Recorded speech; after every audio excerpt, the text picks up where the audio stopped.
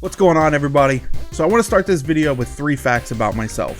Fact number 1, I love 8-bit audio. Fact number 2, I'm really terrible at creating 8-bit audio. And fact number 3, I'm really lazy. So this week I want to see if it's possible to cheat the system and just simply Bitcrush regular sound effects and see if we can't get decent 8-bit sound effects from it. So growing up playing video games for me was a time when all the games that we consider to be retro or classic were new games. But in the time of the NES console, 8-bit audio is all we had. But over the last 30 years, we've seen a huge evolution in game audio. Most of the games that we play today have a full spectrum of realistic sounding audio in the same manner that we would do a film. But over the last several years, we've seen a lot of indie studios try to go after that retro feel. Although, I'm not entirely sure what this is. So the other day, I came across a free Bitcrusher plugin, and I'll leave a link in the description below for that plugin so you guys can pick it up yourself. But it's a pretty straightforward plugin, real simple. Honestly, one of my favorite features out of this plugin is something that I don't get out of a lot of other plugins, and it's resizable. It's got a lot of really cool features and parameters that you can set. It's also got a fair amount of presets in here that you can play around with and tweak. It also has the ability to A/B, so that you can play around with 2 different types just to make sure that you're getting the sound that you want. So for this video, we're going to take some normal sound effects that you might hear in a modern game. We're going to Bitcrush them and see if they'd work in an 8-bit environment. Also, before we get started, I do want to point out that these aren't going to be true 8-bit sounds. It's still going to be a 1644 one. We're just trying to see if we can't get something that works in that 8-bit style. So for the first sound that I want to check out, we're going to jump all the way back to the very first video I ever uploaded talking about explosions. So you may remember this sound. So with explosions, there's a lot of frequency content happening. So let's see if our Bitcrusher can handle all of that. So when it comes to the settings of this plugin, I'm going to be using the Bitcrush preset for all these sounds just so we kind of get a steady bass. Now the only thing that I've done different than the standard preset is I just turned off the dry.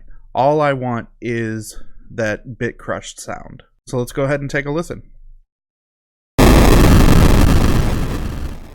So the drive does make it a little bit louder, but as far as that Bitcrushed 8-bit style, I think explosions work. So the next sound that I want to take a look at is the sound that I did for my video where I only used free effects to create a full spell sound.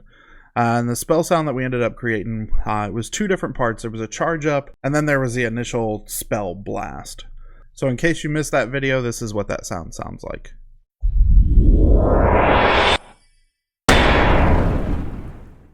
And if we were to throw the Bitcrusher on there, as you can see, it's the exact same settings as the explosion.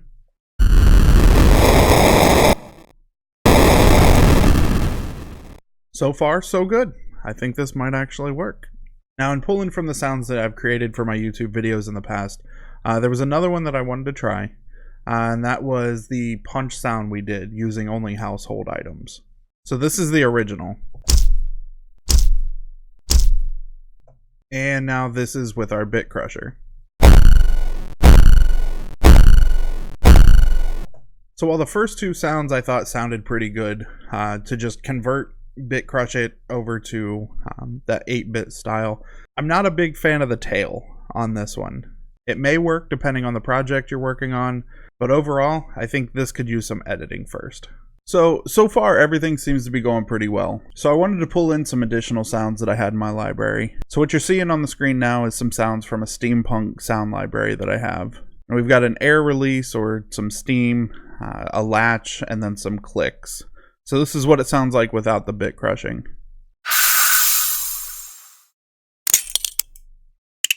And now with the bit crushing. So far, so good. Okay, so what about weapons? There's a lot of 8-bit games out there that have battle sequences, so let's check out some weapon sounds. Here is before the bit crushing.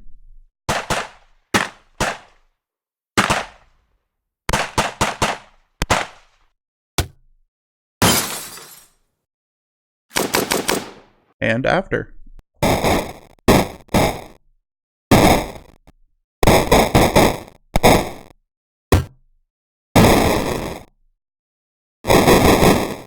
So this one's a little tough. We've got some gunshots in there. We've got an impact, some glass breaking, a machine gun. And without the bit crushing, you can hear the difference in all those. With bit crushing, they kind of sound a little similar to each other. So if we've got a battle sequence going on, maybe we need an enemy, which is possibly a monster. And if we bit crush that, I can hear that being a monster growl in an 8-bit game. What about a random sound like a grandfather clock?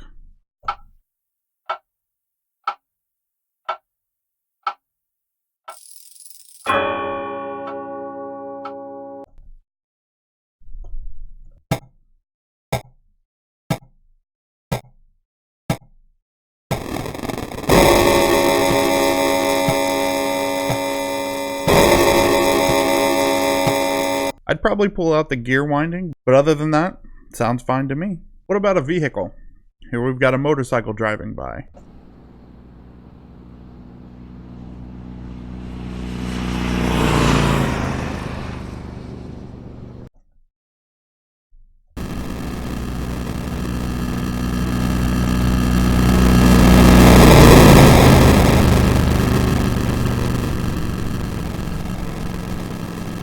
Well, we've gone over a lot of sounds in this video, and I'd say overall, just simply bit crushing can give you a really awesome 8-bit aesthetic. But I think it's safe to say that this isn't going to work for every single sound that you want to create for your game. So before we end this video, there is another application that I do want to show you guys. And that's called the Bff Xr 8-bit sound machine. And there will be a link for this in the description below as well. This application has a lot of different categories for you to choose from. And if you just keep clicking on the category that you want, it'll actually randomize different sounds for you.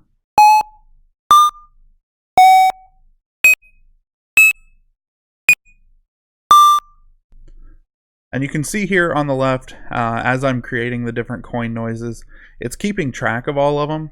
And if I like one, I can actually go back and pick it. And I can even export that so that I've got that file. But even though it can randomize these different sounds for you, there's a ton of different parameters here for you to play with and really create your own sound and fine tune it for what you want. Alright guys, so that's going to wrap it up for this week's video. As always, thank you so much for tuning in and hanging out. If there's anything you'd like to see in my videos, feel free to drop those in the comments section below, or you can get a hold of me on any one of these social media channels. Don't forget, there's still time to get your entry in for the I Challenge You to Sound Design This Clip #2. Again, that entry is due by December 27th, and I'm looking forward to hearing what you guys create. Until next time.